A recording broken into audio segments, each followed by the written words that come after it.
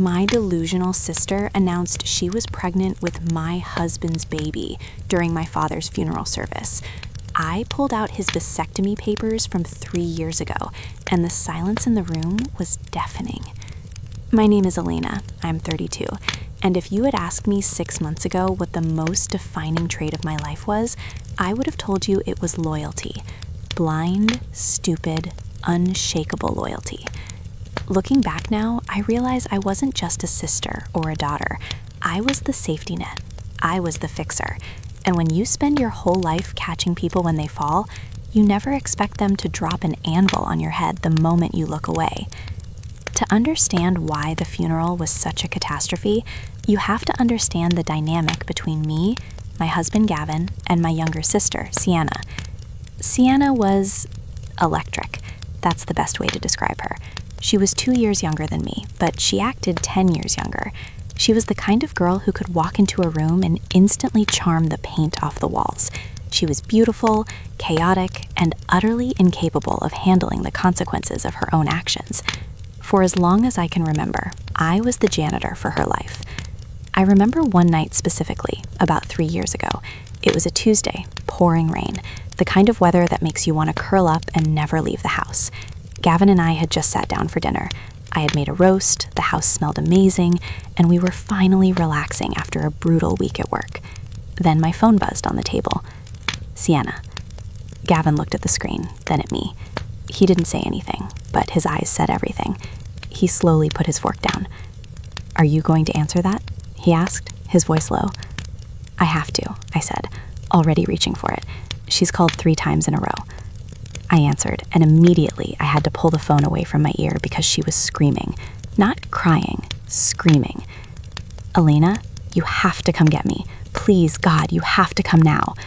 "Sienna, slow down," I said, standing up and abandoning my dinner. "Where are you? What happened?" "I'm at the Blue Velvet," she sobbed. "That was a high-end lounge downtown. My card got declined. They're saying they're going to call the cops if I don't pay the tab, and the guy I was with left, and I don't have my wallet, and... Elena, please." I closed my eyes and pinched the bridge of my nose. "How much is the tab, Sienna?" There was a pause, a long, guilty silence that I knew too well. $400, she whispered. $400? I snapped. On a Tuesday? Sienna, I don't have cash like that just lying around. "Please," she wailed. "I'm scared. The bouncer is looking at me like he wants to throw me through a window. I'll pay you back. I swear on Dad's life I'll pay you back." She wouldn't. She never did.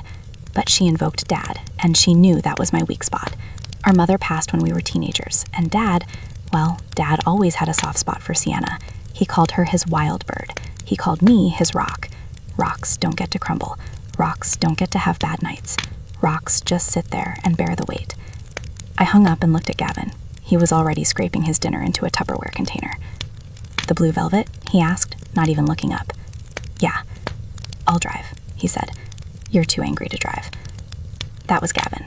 Steady, reliable. He was 35, an architect, and the love of my life.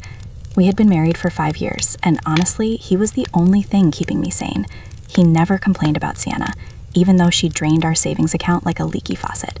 He just supported me. We drove downtown in silence. When we got there, Sienna was a mess. Mascara running down her face, shivering in a dress that was way too thin for the weather, arguing with a manager who looked ready to murder her. When she saw us, her face lit up like she hadn't just ruined our night. "Elena, Gavin!" She ran over and threw her arms around Gavin's neck, burying her face in his chest. "Oh my God, you guys are literal angels. I was so scared." Gavin awkwardly patted her back, peeling her off him gently. "It's okay, Sienna. Let Elena handle the bill. Let's just get you home." I paid the $400. I watched my debit card slide through the machine, thinking about how that money was supposed to go toward the new laptop I needed for work. In the car ride home, Sienna was already bouncing back. The tears were gone, replaced by manic energy. "So," she said from the back seat, leaning forward between us, "you guys are the best, seriously. When are you going to give me a niece or nephew to spoil? I feel like I owe you one."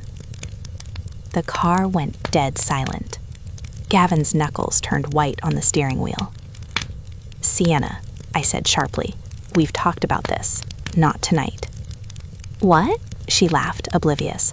"I'm just saying, you guys would make great parents. Plus, Gavin has those good genes. Look at that jawline." She poked Gavin's shoulder playfully. Gavin didn't flinch, but I saw a muscle in his jaw jump. "We aren't having kids, Sienna," Gavin said, his voice flat. "We're happy as we are." "For now," she chirped. "You'll change your minds. Everyone does." She didn't know. Nobody knew. We hadn't told a soul because it was nobody's business. But 3 years ago, right after we got married, Gavin and I made a choice. We sat down with a bottle of wine and our finances and our dreams, and we realized we valued our freedom and our career goals more than parenthood. And to make sure there were no accidents, Gavin had gotten a vasectomy the following month. It was our secret, a little pact that made us feel like a fortified unit against the world. "Just drop it, Sienna," I said, my voice exhausted. She pouted, leaning back.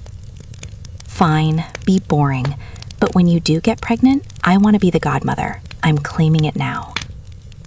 That was Sienna, claiming things she hadn't earned. But the real cracks, the ones that would eventually shatter everything, didn't start showing until 6 months ago, when Dad got sick. It was pancreatic cancer, aggressive, fast. One day he was fixing the transmission on his truck, and the next he was yellow as a sunflower and couldn't keep water down. I moved into Dad's house to care for him. I didn't even think about it. I took a leave of absence from my job as a paralegal, which terrified me financially, but I couldn't leave him alone. Gavin was amazing. He stayed at our house to take care of the dogs and keep his job going, but every evening he was at Dad's place. He mowed the lawn, fixed the leaky faucets, and sat with Dad for hours, watching old westerns so I could get a nap. And Sienna? Sienna visited 3 times in 6 months. 3 times. The first time she stayed for 20 minutes, cried because he looked so skinny, and left because she couldn't handle the vibes. The second time she came to ask for money. I was in the kitchen, mixing Dad's morphine into some applesauce because he couldn't swallow pills anymore. I hadn't slept more than 4 hours in a week. My hair was in a greasy bun, I was wearing sweatpants with a stain on them, and I felt like a ghost. Sienna breezed in, looking like she'd just stepped out of a magazine. Fresh blowout, new boots, holding an iced latte. "Hey, Sis," she said, looking around the kitchen with a wrinkled nose. "It smells like medicine in here. Can't you open a window?" I didn't stop mixing. If I open a window, the draft makes Dad cough, and coughing hurts him, so no. She leaned against the counter, sipping her drink. "Wow, hostile. I'm just trying to help." I slammed the spoon down. "You want to help? Grab a washcloth and go wipe his face. He's running a fever, and I haven't had a chance to cool him down yet." Sienna recoiled. I can't do that, Elena. You know I have a weak stomach. Bodily fluids freak me out." "It's sweat, Sienna, not toxic waste." "I just can't," she said, her voice dropping to that little girl whisper she used when she wanted something. "Actually, I came to talk to Dad about something important, but since he's out of it, maybe you can help?" I turned to face her fully. "What do you need?" "My landlord is being a total fascist," she said quickly. "He says if I don't pay the last 2 months of rent by Friday, he's evicting me. I need $3,000, Elena, just a loan, until my design business takes off." Sienna's design business was an Instagram page where she posted pictures of other people's furniture. "Are you joking?" I asked, my voice trembling with exhaustion. "Sienna, look at me. I am not working right now. I am burning through my savings to buy medical supplies and specialized food for Dad. I don't have $3,000. She huffed, rolling her eyes. "Well, what about Dad's accounts? He has money. He wouldn't want me on the street." I felt a cold rage settle in my chest. Dad's money is for his care, for the hospice nurse we're going to need soon. I am not touching his retirement fund to pay for your apartment. "You're so selfish," she exploded. "You're hoarding him. You're hoarding his money and acting like a martyr just because you change a few bedpans. I'm his daughter too." "Then act like it," I screamed back. "Sit with him. Hold his hand. Don't just show up when you need a check." She stormed out. I heard her car peel out of the driveway. I sank to the floor and cried until I choked. 10 minutes later, the back door opened. It was Gavin. He must have just arrived and seen her leave. He found me on the floor. He didn't ask what happened. He just sat down next to me, pulled me into my lap, and held me while I shook. "I can't do this, Gavin," I sobbed into his shirt. "I'm so tired, and she just takes and takes." "I know," he soothed, stroking my hair. "I know, Elle, but you're doing the right thing. You're the good one. Never forget that. You're the one who matters here." He kissed my forehead, his lips lingering there. "I've got you. I promise, I've got you. We just have to get through this." That moment kept me going for the next 2 months. The belief that Gavin saw me, that he appreciated the sacrifice, that even if my sister was a vulture, my husband was a saint. Dad died on a rainy Tuesday, almost exactly 3 years after that night at the Blue Velvet. I was holding his hand when he took his last breath. Gavin was standing behind me, his hand on my shoulder. Sienna wasn't there. She was at a music festival in Coachella. I had called her 5 times to tell her it was the end, but she didn't pick up. She sent a text 4 hours later. "Service is bad here. Tell Dad I love him." He was already gone. The week between the death and the funeral was a blur of paperwork, florists, and grief that felt like physical pain. I was a zombie. I moved through the world wrapped in a heavy, gray fog. Sienna flew back 2 days before the service. She came to the house where Gavin and I were staying. She didn't look sad. She looked energized. "Elena," she cried when she walked in, pulling me into a hug that felt performative. "Oh my God, can you believe he's gone? It's so surreal." She pulled back and looked at me. "You look tired. You really need some under-eye concealer. I have this great new brand. I'll lend it to you for the funeral. We have to look hot, right? For Dad?" I just stared at her. "He's dead, Sienna. It's not a fashion show." "Grief is a process," she said wisely, as if she hadn't been dancing in the desert while he died. She turned to Gavin, who was sitting at the kitchen table going over the obituary draft. "Hey, Gav," she said, her voice dropping an octave. She walked over and put a hand on his shoulder, squeezing it. "How are you holding up? You were so close to him, too. This must be so hard for you." Gavin looked up. He looked uncomfortable. No, that wasn't it.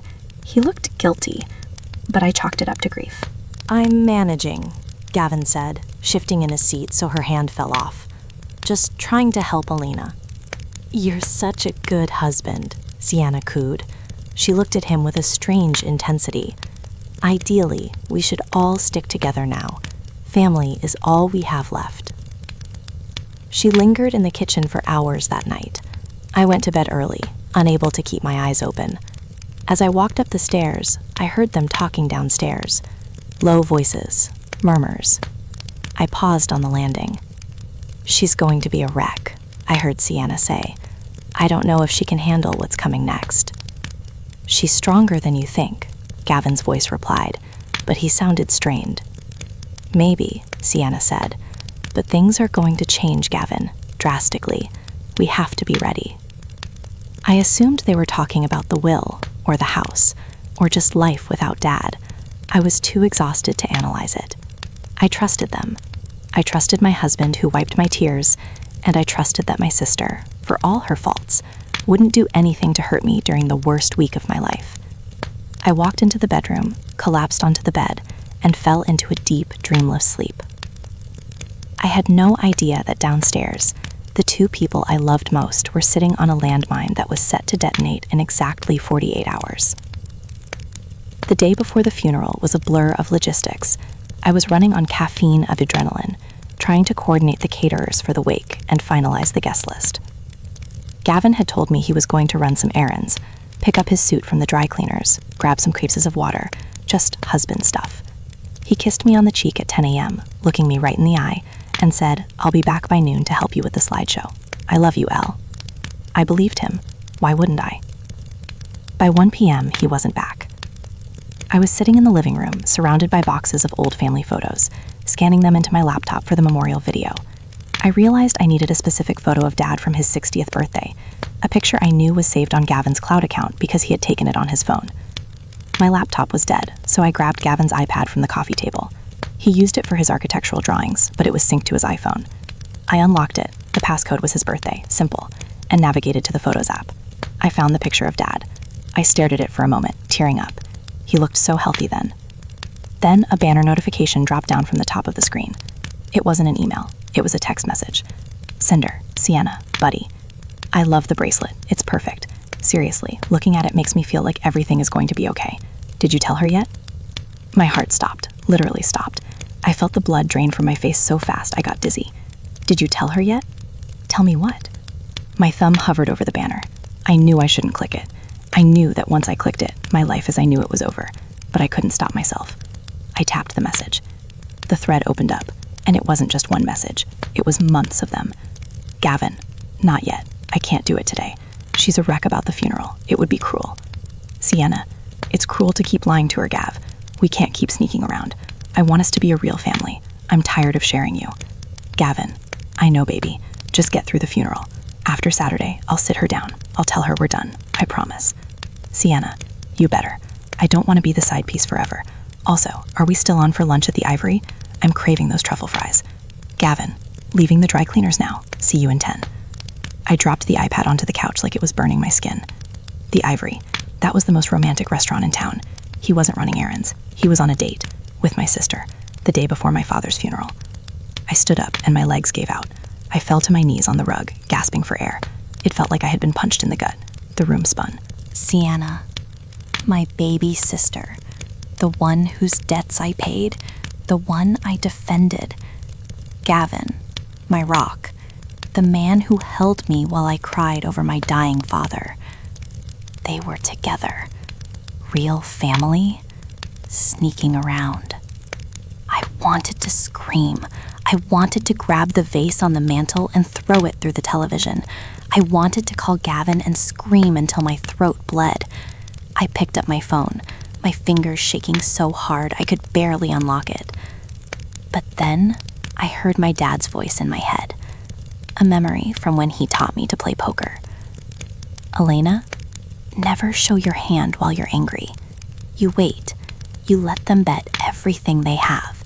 And when the pot is full, that's when you lay down the royal flush. If I confronted them now, they would spin it. Gavin would say it was a misunderstanding. Sienna would cry and play the victim. They would gaslight me.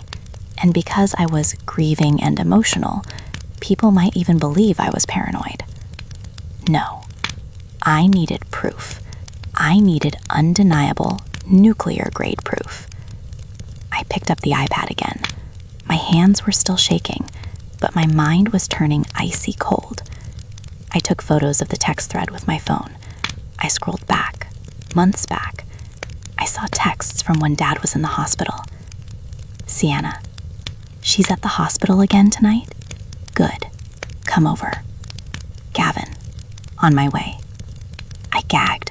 I physically retched, clamping a hand over my mouth.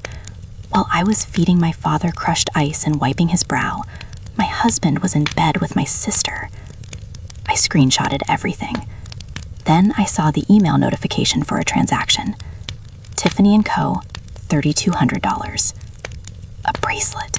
He bought her a $3,000 bracelet with our joint account money. I heard the garage door open. He was home. I scrambled. I closed the messaging app on the iPad. I wiped my face, trying to scrub away the tears and the look of absolute horror. I sat back on the couch, pulled up the photo of Dad on the screen, and froze. The door opened. Gavin walked in. He had his suit bag over his shoulder. He looked normal. He looked like the man I had loved for 7 years. "Hey, honey," he said, hanging the suit on the closet door. "Sorry I'm late. Traffic was a nightmare downtown." Traffic. He was at lunch with her. "It's okay," I said. My voice sounded hollow, distant. I cleared my throat. "Did you get everything done?" "Yeah," he said, walking over to me. He leaned down to kiss me. I wanted to bite his face off. I wanted to stab him with a pen, but I didn't. Moving away would be suspicious. I let his lips touch my cheek. He smelled like cologne, and underneath that, vanilla. Sienna's perfume. "You smell nice," I said, staring at the screen. "Oh yeah, must be the fresh air." He smiled. "How's the slideshow coming?" "Good," I said. I found the picture of Dad. Now came the test. The twist of the knife. I had to know. I had to see if he had a soul left, or if he was completely gone. I turned to look at him. I locked eyes with him.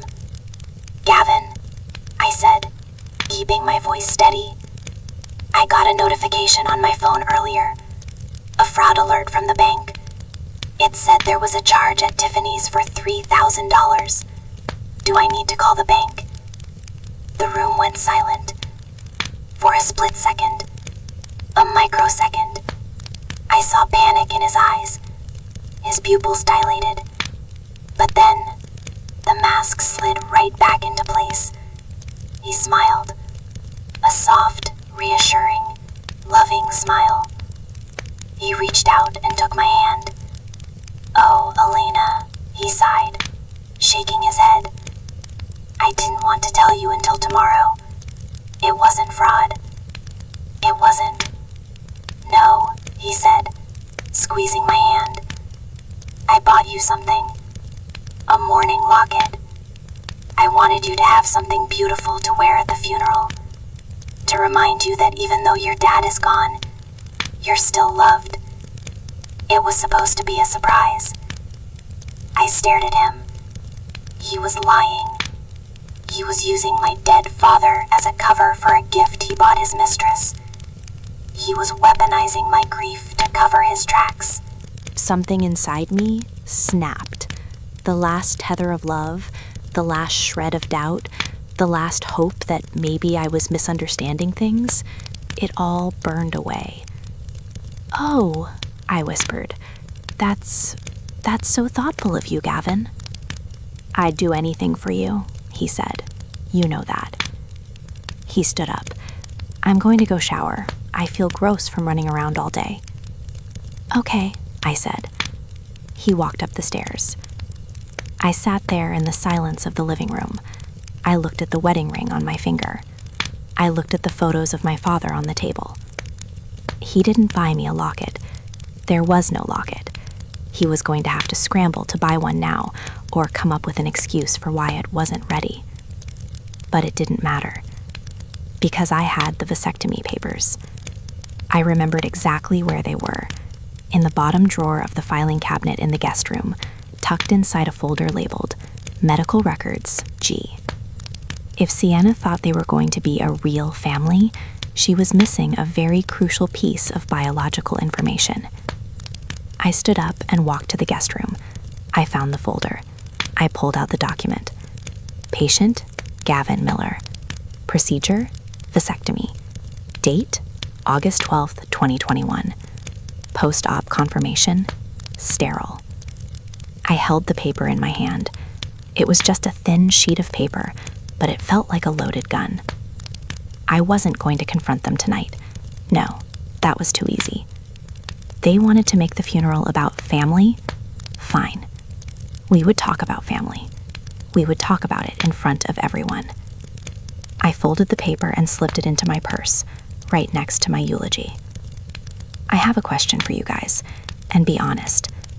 I was standing there, holding the proof of his surgery while he showered upstairs, washing my sister's perfume off his skin. Every instinct in my body screamed to run up there and scream at him, to burn the house down. Would you have confronted him right there? Would you have blown up the night before the funeral? Or would you have done what I did and swallowed the poison so you could spit it back out when it would hurt them the most? Let me know in the comments, because what I did next, I'm still not sure if it was justice or cruelty.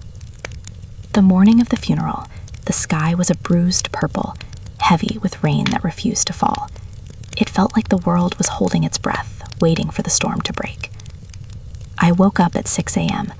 Gavin was already awake, staring at the ceiling. When he saw me move, he rolled over and draped an arm over my waist. "Morning," he whispered. "How are you feeling? Ready for today?" I looked at him, really looked at him. I saw the faint lines around his eyes, the stubble on his chin, the man I had planned to grow old with. And I felt nothing. The rage had burned so hot the night before that it had turned into ash. I was cold. I was calculated. I was ready. "I'm ready," I said, my voice surprisingly steady. "I just want to get through it." He kissed my forehead. "You will. We will." He got out of bed and started getting dressed. I watched him put on his black tie. He fumbled with the knot. His hands were shaking. "Good." "Gavin?" I asked, sitting up. "Yeah?" "The locket," I said. "The one you bought yesterday? Can I wear it? I think it would help." He froze. His back was to me, and I saw his shoulders stiffen. He turned around slowly, a pained expression on his face. "Honey," he started, walking over to the bed and sitting on the edge. "I feel terrible. I called the store this morning. They said the clasp was loose when they were polishing it.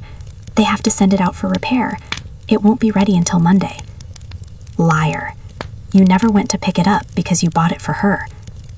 "Oh," I said, letting my face fall. "That's okay. It's the thought that counts." "I'm so sorry," he said, looking relieved that I bought it. "I'll make it up to you." "I know you will," I said. I got up and went to the closet. I put on my black dress. It was simple, modest, high-necked, the dress of a grieving daughter. I did my makeup to cover the dark circles, but not too much. I needed to look fragile. I needed the room to be on my side. I grabbed my purse. I checked the inside pocket. The folded paper was there. Post-op confirmation, sterile. We went downstairs. The doorbell rang at 9 a.m. sharp. It was Sienna. I opened the door, and my jaw nearly hit the floor. Sienna was not dressed for a funeral. She was dressed for a gala. She was wearing a tight black velvet dress with a plunging neckline that showed way too much cleavage. She had a fascinator hat with a veil, like something out of a melodramatic movie. But that wasn't what caught my eye. On her left wrist, glittering under the porch light, was a Tiffany & Co. diamond bracelet, the Infinity Cuff, $3,200. "Hey sis," she said, breezing past me into the hallway. She smelled like vanilla and audacity. "Ugh, look at this weather. It's so depressing. Dad would have hated this." She turned to face me, holding up her wrist to adjust her hat, making sure the diamonds caught the light. "Do you like it?" she asked, wiggling her fingers. "I treated myself yesterday. Retail therapy, you know? I've been so down about Dad. I just needed something to make me feel sparkly." I stared at the bracelet, the locket my husband had supposedly bought for me. "It's beautiful, Sienna," I said deadpan. "Very expensive." "Oh, it was a splurge," she giggled, "but I deserve it. We've all been through so much." Gavin walked into the hallway then. He saw Sienna. He saw the bracelet. His face went pale.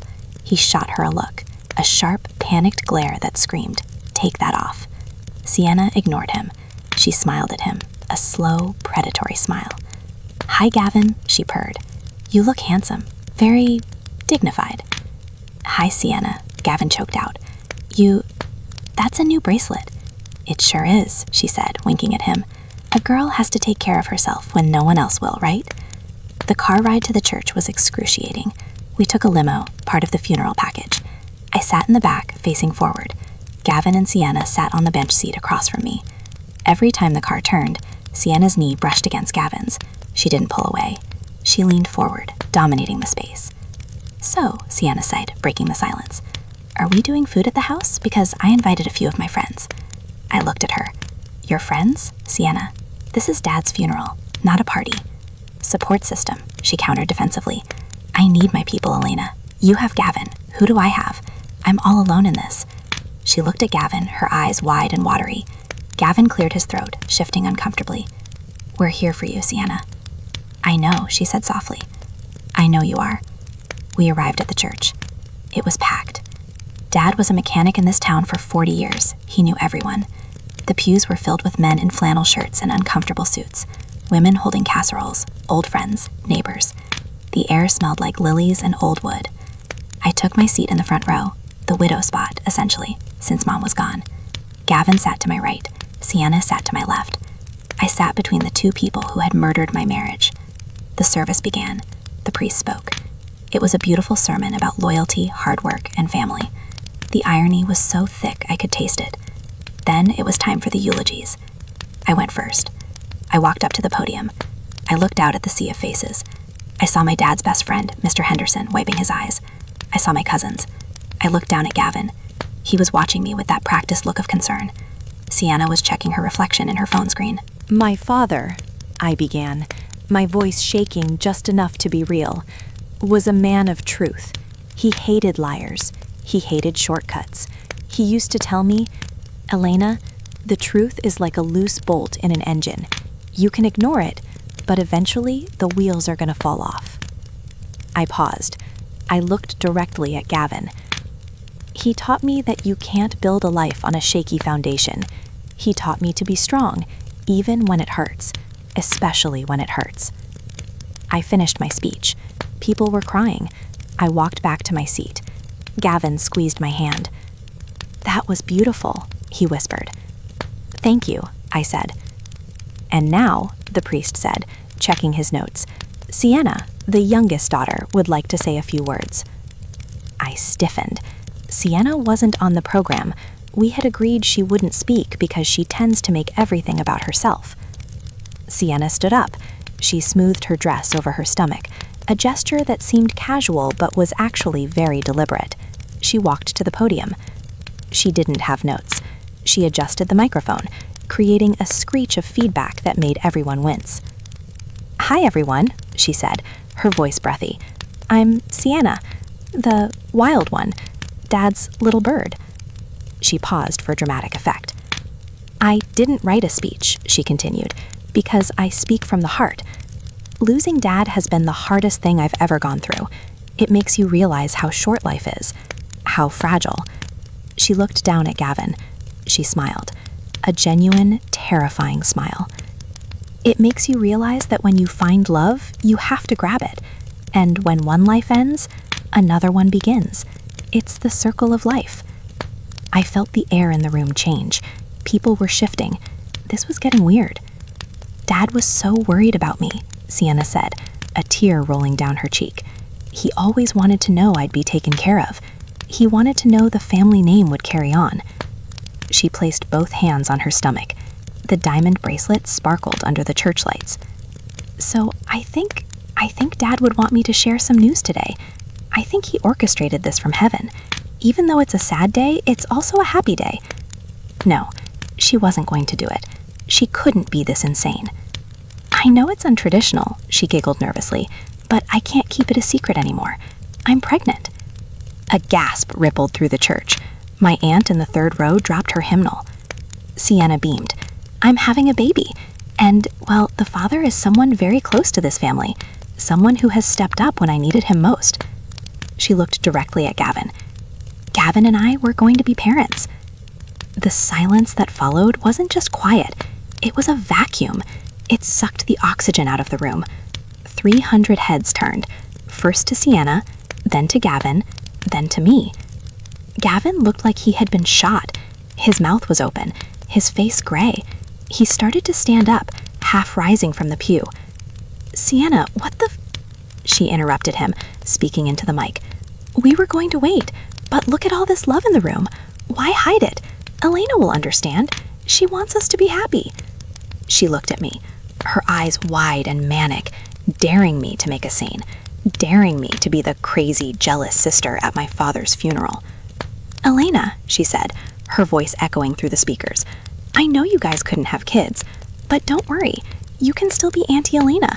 We're going to be one big happy family. The audacity, the absolute unhinged cruelty. She had just announced she was sleeping with my husband, pregnant with his child, and effectively ended my marriage, all while standing over my father's casket. My blood didn't run cold anymore. It boiled. This was it. The pot was full. They had bet everything. I stood up. I didn't scream. I didn't cry. I picked up my purse. I unzipped it. The sound of the zipper was the only sound in the church. I pulled out the folded piece of paper. I walked up the 3 steps to the altar. Sienna looked at me, confused. She stepped back from the mic, thinking I was going to hit her. Elena, Gavin hissed from the pew. Elena, sit down. Don't do this. I ignored him. I walked right past Sienna. I took the microphone from the stand. I turned to face the congregation. I held up the paper. Sienna, I said. My voice was calm, deadly calm. It boomed through the speakers, clearer than hers ever was. That is wonderful news.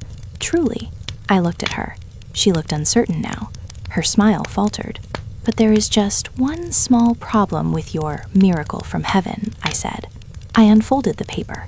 This is a medical record from St. Jude's Urology Clinic, I read, dated August 12, 2021. Patient name, Gavin Miller. I looked at Gavin. He had sunk back into the pew, his head in his hands. Procedure, vasectomy. I looked back at the crowd, then turned my gaze to my sister. Gavin has been sterile for 3 years, Sienna. He shoots blanks. The gasp this time was louder. It was a roar. So, I continued, leaning in close to her, my voice dropping to a lethal whisper that the mic still caught. If you're pregnant, you might want to tell Gavin who the real father is, because it certainly isn't my husband. I dropped the paper on the floor at her feet. But hey, I said, stepping back. Welcome to the family. The silence in the church didn't last. It shattered. It started with a low murmur, like a hive of bees waking up, and then escalated into full-blown chaos. People stood up in the pews. Phones were out. The priest looked like he wanted to dive behind the altar. I stood there, looking down at my sister. The piece of paper, the vasectomy confirmation, lay on the carpet between her high heels like a landmine. Sienna stared at the paper. Then she looked at me. Her face, usually so perfectly composed, twisted into something ugly and unrecognizable. The grieving daughter mask was gone. The happy mother-to-be mask was gone. This was just raw, panicked narcissism. "You liar!" she shrieked. Her voice cracked, echoing painfully off the stained glass windows. She snatched the paper off the floor and crumpled it in her fist. "You printed this off the internet. You're just jealous. You're jealous because I can give him what you couldn't." She spun around to face Gavin, grabbing the lapels of his suit jacket. "Gavin, tell them," she screamed, shaking him. "Tell them she's crazy. Tell them about the baby. Tell them about us." I looked at Gavin. This was the moment, the pivot point of his entire life. He was pale, sweating profusely. He looked at the crumpled paper in Sienna's hand, then at her stomach, then at me. He was doing the math. If he denied the vasectomy, he was admitting to the affair and accepting a child that wasn't his. If he admitted the vasectomy, he was admitting to the affair, but proving Sienna was a liar. Self-preservation won. It always does with men like him. Gavin pushed Sienna's hands off his chest, hard. She stumbled back, her heels catching on the carpet. "Elena," he gritted out, his voice shaking with a mix of humiliation and rage. "Is it true?" "Is what true?" she cried, her eyes darting around the room, realizing the audience had turned hostile. "The baby," Gavin shouted. He stepped toward her, and for the first time I saw a flash of the temper he usually kept so well hidden. "If you're pregnant, Sienna, who is the father?" Sienna froze. "What?" "I had the surgery," Gavin roared. The sound bounced off the vaulted ceiling. "I had the vasectomy 3 years ago. Elena isn't lying. I didn't tell you because it was none of your business. So if you're pregnant, it sure as hell isn't mine." The gasp this time was louder. It was a roar. Sienna's mouth opened and closed like a fish. The realization hit her. She had played herself. She had tried to trap him publicly to force him to leave me, thinking a baby was the ultimate trump card. She didn't know the deck was rigged. Sienna stammered. "I thought maybe it failed? Vasectomies fail, Gavin. It happens. It's a miracle." "A miracle?" I stepped in, my voice cutting through their shouting match. "Sienna, you are 3 months pregnant. I saw the ultrasound slip in your purse when you were fixing your makeup in the bathroom this morning. You just forgot to hide the date." I didn't actually see it, but I bluffed, and it worked. 3 months? Gavin turned on her, his eyes bulging. "We didn't even start sleeping together until 2 months ago. You told me I was the first guy you'd been with since your ex." The crowd erupted. "Oh, Lord, have mercy," Mrs. Higgins in the front row shouted. "Trash," someone else yelled from the back. Sienna looked cornered. She looked at Gavin, seeing the disgust in his eyes. She looked at the crowd, seeing the judgment. She had no moves left, so she did what she always did. She lashed out. She threw the microphone stand. It clattered across the altar, knocking over a vase of white lilies, Dad's favorite flowers. The water spilled everywhere. "Fine," she screamed, her face red and blotchy. "Fine. You want the truth? Yes, I'm pregnant. And no, it's not yours, Gavin. It's Todd's, my landlord's." My jaw tightened. the landlord she needed money for. She slept with him for rent, got pregnant, and tried to pin it on my husband to secure a payout. You were just a ticket, she spat at Gavin, venom dripping from every word. You think I want you? You're a boring, middle-aged architect who drives a Honda. I wanted the security. I wanted someone to pay for the baby so I didn't have to live in a studio apartment anymore. And you were easy. You were so desperate for someone to tell you how big and strong you were. She turned to me, laughing hysterically. And you think you won? Look at him, Elena. Look at your prize. He's been banging me in your guest room while you were wiping Dad's ass.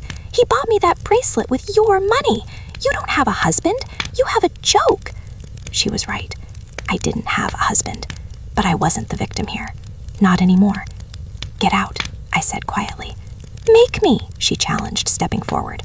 Suddenly, a wall of flannel moved past me. It was Mr. Henderson, Dad's best friend. He was 65, built like a vending machine, and currently looked ready to kill. Behind him were two of my cousins, Mike and Dave. You heard her, Mr. Henderson rumbled, his voice low and dangerous. Get out of this church, Sienna, before we drag you out. Sienna looked at the wall of men. She looked at the priest, who was furiously signaling the ushers. She scoffed, adjusted her fascinator hat, and smoothed her dress. Fine, she sneered. Have your little funeral. He's dead anyway. Who cares? She turned and marched down the center aisle. The sound of her heels clicking on the stone floor was rhythmic, defiant. As she passed the pews, people actually pulled their legs in to avoid touching her. She walked out the double doors and into the rain. The doors boomed shut. The silence returned, but it was heavy now, wet and uncomfortable. I stood there on the altar. I felt lightheaded. Gavin was standing 5 feet away from me. He looked stripped. He looked small. He turned to me, his hands raised in a placating gesture. Elena, he started, his voice cracking. Elena, please, let's go outside. Let's talk about this in private. I looked at him. I looked at the man I had married, the man I thought was my partner. In private, I asked, You didn't cheat on me in private, Gavin. You did it in my house. You did it while my father was dying in the next room. I was weak, he pleaded, tears starting to stream down his face. She manipulated me, Elle. You heard her. She said I was a ticket. She preyed on me because I was grieving too. I didn't know she was pregnant. I swear to God I didn't know. It doesn't matter, I said. It does matter, he cried, dropping to his knees. Literally on his knees in front of the congregation. I love you. I made a mistake. A horrible, stupid mistake. But I love you. Please don't throw away 7 years because of her. She's crazy. We can fix this. I'll go to therapy. I'll do anything. He reached for the hem of my dress. I took a step back. Gavin, I said, my voice projecting clearly without the microphone. Do you remember what you said to me the night Dad died? You said, I've got you. I promise, I've got you. He nodded frantically. Yes, and I do. I still do. You were texting her to set up a hookup 10 minutes before you said that, I said. He froze. I saw the texts, Gavin. I saw everything. The iPad, the dates, the errands, the bracelet. I reached into my purse. I pulled out a small velvet box. It wasn't a locket. It was my wedding ring. I had taken it off in the car and put it in the box. I tossed the box. It hit him in the chest and fell to the floor. You bought her a diamond bracelet, I said, and you tried to buy me off with a lie about a locket. You don't love me. You just loved that I made your life easy. I looked up at the priest. I'm sorry, Father, I said. I think we'll skip the graveside service today. I'll bury my father alone tomorrow. I walked down the steps. Gavin was sobbing on the floor, calling my name. Elena, Elena, please, I have nowhere to go. She ruined me, Elena. I walked down the aisle, following the path my sister had taken, but I didn't walk with shame. I walked with my head up. As I passed the pews, a strange thing happened. People stood up, not to leave, but to honor me. Mr. Henderson nodded as I passed. My aunt reached out and squeezed my hand. I walked out into the rain. The cool water hit my face, mixing with the tears I finally allowed to fall. I got into the limo. The driver, a kind older man who had heard everything through the open doors, looked at me in the rearview mirror. Where to, ma'am? He asked gently. Home? No, I said, looking back at the church where my husband was still likely on his knees. That's not my home anymore. Take me to the bank. I need to close a joint account before he gets there. It has been exactly 2 years since the day I dropped a microphone and a marriage license on the altar of St. Jude's Church. People often ask me if I regret doing it that way. They ask if it was too harsh, too public, too destructive. They ask if I should have just walked away quietly and saved everyone the embarrassment. And every time I look them in the eye and say, absolutely not. Because when you burn a bridge, you have to make sure you use enough gasoline that nobody can ever try to cross it again. The immediate aftermath was a legal bloodbath. I arrived at the bank 20 minutes after leaving the church. I withdrew exactly 50% of our savings, my legal share, and froze the rest pending a court order. By the time Gavin got there, still wearing his funeral suit and looking like a wet dog, his cards were declining. The divorce took 8 months. Gavin tried to fight for the house, claiming he had paid the mortgage, but I had the receipts. I had the records of every time I bailed us out, every time I paid for renovations, and, crucially, I had the moral high ground. In this town, reputation is currency, and Gavin was bankrupt. The story of the funeral vasectomy reveal spread like wildfire. It didn't just stay in the church. It hit the local gossip guide, then the coffee shops, then the architectural firms. Gavin became a walking punchline. Clients didn't want to work with him, not because he was a cheater, but because he was a fool who got caught in the most humiliating way possible. He was let go from his firm 3 months later. They cited restructuring, but we all knew it was because the partners didn't want the drama. Last I heard, Gavin moved 2 towns over. He's working as a freelance draftsman, living in a 1-bedroom apartment. I ran into him once, about 6 months ago, at a grocery store. He looked older. He wasn't wearing his expensive watches or his tailored shirts. He was wearing sweatpants. He saw me in the produce aisle. I froze, clutching a bag of apples. He didn't beg this time. He just looked at me with this profound, heavy sadness. "You look happy, Alina," he said quietly. "I am," I replied, and I meant it. "I miss you," he whispered, "every single day." "I know," I said, "but you don't miss me, Gavin. You miss the person who fixed your life, and she doesn't exist anymore." I walked away. I didn't look back. It felt amazing. As for Sienna, her fate was less quiet and far more pathetic. The rich landlord, Todd, wanted absolutely nothing to do with her. When he found out she had tried to pin the pregnancy on my husband to extort money, he got a paternity test, established child support, which was minimal as he hid his assets well, and blocked her number. Sienna gave birth to a baby boy named Jackson. The tragedy is that Sienna doesn't know how to be a mother. She knows how to be an influencer, she knows how to be a victim, but she doesn't know how to sacrifice. My family, the aunts, uncles, and cousins who witnessed the funeral, completely cut her off. Dad's will was processed, and because of a clause about bringing disrepute to the family, something Dad added years ago when Sienna got arrested for shoplifting, the executor, Mr. Henderson, managed to tie up her inheritance in a trust that only pays out for verifiable educational or medical expenses. She can't touch the cash. She can't buy bracelets. She can't go to Coachella. She lives in a subsidized apartment now. I haven't spoken to her since the funeral, but she still tries. Every few months, I get a DM from a new Instagram account. "Alina, please, Jackson needs winter clothes." "Alina, I'm sorry, I was just jealous. I miss my sister." "Alina, can I just borrow $500? I swear I'll pay you back." I don't reply. I just hit block. It's not because I don't care about the child. I do. I send anonymous gift cards to her address for groceries and baby supplies. I make sure the kid doesn't starve. But I will never, ever let her back into my life. Because I learned the hard way that you can't save someone who is determined to drown you just to keep themselves afloat. And me? I sold the house. It had too many ghosts. I used the money to finish my law degree. I'm not a paralegal anymore. I'm an associate attorney at a firm that specializes in family law. Specifically, I help women navigate high-conflict divorces. I sit across the table from women who are crying, shaking, and terrified that their lives are over because a man betrayed them. And I tell them, it hurts now. It feels like the world is ending. But I promise you, the best revenge isn't screaming. It isn't keying his car. The best revenge is becoming a version of yourself that he can never, ever touch again. I still keep the vasectomy paper. It's framed in my home office. not as a trophy of hate, but as a reminder. A reminder to trust my gut. A reminder that the truth always comes out. And a reminder that sometimes the best thing you can do for yourself is to wait for the perfect moment, stand up in the silence, and drop the bomb. My name is Elena. I lost a father, a husband, and a sister in the span of 1 week. But I found myself. And honestly, that was a trade worth making. And that is the story of how I nuked my entire family tree to save my own sanity. I hope this serves as a lesson to anyone watching. Check the receipts, trust your intuition, and never underestimate the quiet one in the room.